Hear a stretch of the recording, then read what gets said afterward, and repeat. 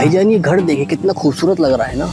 माशाल्लाह। ऊपर वाले ने चाहा तो हम भी अपनी बेगम के साथ ऐसी आलीशान घर में रहेंगे।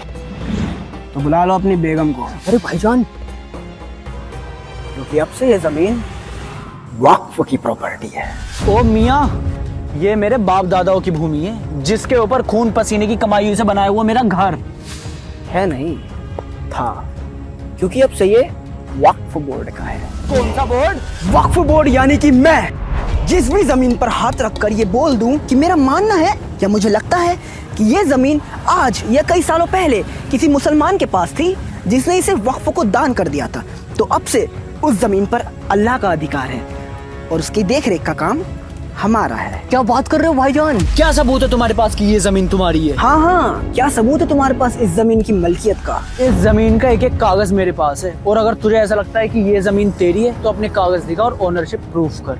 मियाँ, इन्हें बताइए ना कि कागज तो हम ज्यादा दिखाते नहीं हैं, क्योंकि वक्फ एक्ट के सेक्शन 40 के तहत आपको ही अपनी जमीन की मलकियत का सबूत देना होगा, जो कि अगर आप नहीं दे पाए तो हमारा फैसला आखिरी होगा और आपको अपना ये घर खाली करना पड़ेगा। अबे होता कौन है तू फैसला सुनाने वाला? अब तू मुझे बताएगा कि ये घर मेरा है किसी और का है? तुझे तो मैं कोर्ट में देख लूंगा।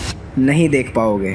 मियाँ, इस खलीफा को तो सेक्शन 85 भी नहीं पता, जिसके हिसाब से वक्फ के मसलों में दूसरा कोई भी कोर्ट दखल अंदाजी नहीं कर सकता और ना ही तू वहाँ जा सकता है। और अगर मेरे फैसले से कोई भी दिक्कत है तो अपने कागज दिखाने हमारे ही वक्फ ट्रिब्यूनल में आ जाना। अबे कैसा एक्ट है यार ये? तेरे खिलाफ लड़ने के लिए तेरे ही लोगों के पास जाना पड़ेगा। अब यही तो कट है जिस पे दुनिया पट है। आ मेरी जान। अल हबीबी, अल हबीबी, अल हबीबी, वल्लह वल्लह। भाईजान एक तो हो गया, पर बाकी बेगमों के लिए और कुछ तलाश करें। नोटी बॉय, चलो ने। अल हबीबी, अल हबीबी, अल हबीबी, वल्लह वल्लह। अब तो हम मालामाल हो गए भाईजान, अब तो बस बेगमों का आराम फरमाना है। अभी कहाँ मियाँ, समय आ गया है मकसद को बड़ा करने का और इसकी शुरुआत होगी दिल्ली सल्तनत से। एक सर्वे के मुताबिक दिल्ली का 77% एरिया वक्फ के अंडर में आता है, जिसमें शामिल है CGO complex check, Jawaharlal Nehru stadium, अगला Delhi high court, Delhi public school, IGI airport. Check. भाईजान दिल्ली सल्तनत तो लगभग हो ही चुका है, अब अगला क्या? तेना इंडिया मंगल वर्ग। और साहब जी, अपनी बिटिया की शादी है अगले महीने, तो उसके लिए मैं अपनी जमीन का कुछ हिस्सा रेड्डी साहब के नाम करना चाहता हूँ। तो जो भी कागजाती काम है वो आप जल्दी से निपटा दीजिए। पर राम गोपाल, ये जमीन तो तुम्हारी है ही नहीं। क्या? हाँ, हमारे रिकॉर्ड में तो तुम्हारे क्या, तुम्हारी पूरी गाँव की जमीनें वक्फ बोर्ड की दिख रही हैं और उनके बोर्ड से एनओसी लाए बिना तुम इसे बेच नहीं सकते। ऐसा लगाओ साहब, मेरी बेटी की शादी रुक जाएगी और कुछ नहीं है मेरे पास।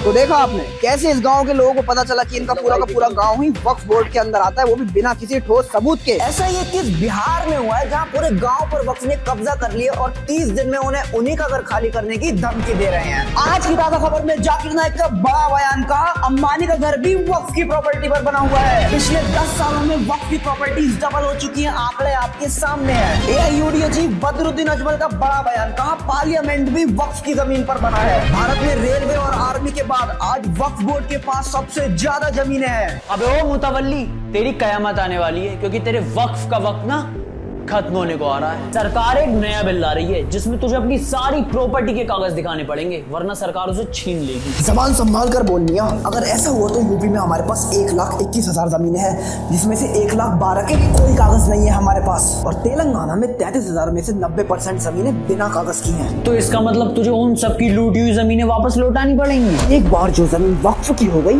तो कयामत के दिन तक वो वक्फ ही रहेगी। यही हमारा उसूल है। अपने उसूल की बत्ती बना के दीपक जला ले, क्योंकि इस बिल के एक्ट बनने के बाद चाचा नेहरू की दी गई तेरी सारी असीमित शक्तियों पर लगाम लगा दी जाएगी। कैसी लगाम? मम्मी यार, तुझे तो वक्फ अमेंडमेंट बिल 2024 के बारे में कुछ पता ही नहीं है। पहले जैसे तू किसी भी जमीन को वक्फ बोर्ड के बता देता था बिना किसी लीगल डॉक्यूमेंट के, वो पावर अब तुझसे छीन ली जाएगी। क्लॉज 3 के हिसाब से सिर्फ वही व्यक्ति वक्फ को अपनी जमीन दान कर सकता है जो पिछले 5 साल से इस्लाम को फॉलो कर रहा हो और उसके पास अपनी जमीन के कागज हों। तो गैर मुसलमानों की जमीनें हड़पना बंद रखते। तुझे अपनी सेंट्रल वक्फ काउंसिल में अब 2 मुस्लिम महिलाओं के साथ हिंदू, सिख, ईसाई जैसे 2 गैर मुसलमानों को भी शामिल करना होगा।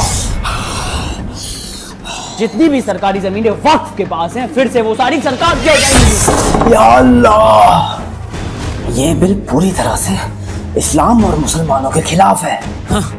तेरे वक्फ ट्रिब्यूनल में जो 40,000 से ज्यादा पेंडिंग केसेस पड़े हैं ना, उसमें से 10,000 तो खुद मुसलमानों ने किए हैं, जिनकी जमीन तूने हड़प रखी है। और जितनी पावर हिंदुस्तान में वक्फ के पास है उतनी पावर किसी इस्लामिक कंट्री में वक्फ के पास नहीं है। ये बिल एक्ट बन जाए, ऐसा हो नहीं सकता, मैं ऐसा होने नहीं दूंगा।